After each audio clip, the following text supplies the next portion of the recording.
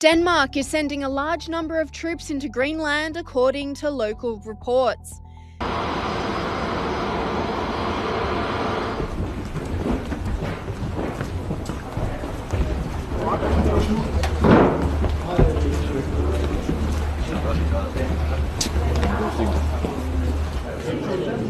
Yes, Jack. Velkommen til. Vice also reported Danish Arctic Special Forces were deployed to the region, making everyone very nervous. Hey, what's up, guys? We're here now at a remote port in Greenland, where, as you can see down there, Denmark has just sent in the Arctic Special Forces. They got shiesties, they got camo, they got ghillie suits, they got big-ass dumpers, and they're about to walk up here. I'm shaking right now because I'm so nervous being an American.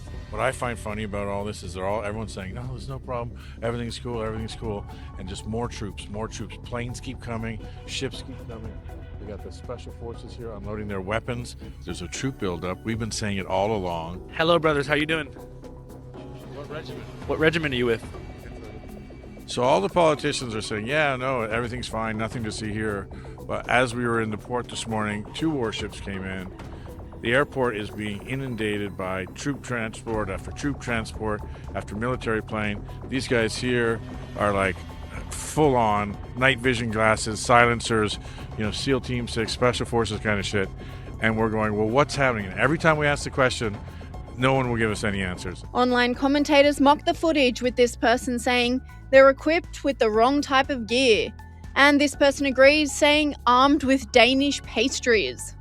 The Danish response comes after days of escalating tensions between the US and NATO nations after Trump's intention to acquire Greenland. The US president attempted to get under Denmark's skin by mocking their military. You know what Denmark did recently to boost up security in Greenland? They added 1 more dog sled. It's true. They thought that was a great move. And whilst Trump is showing no signs of backing down, the US president has riled up his European allies, who are now calling for him to back away from Greenland.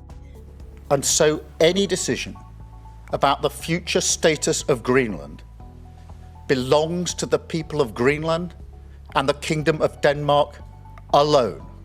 But Trump has gone even further, threatening a tariff on all nations that do not support the US acquisition of Greenland.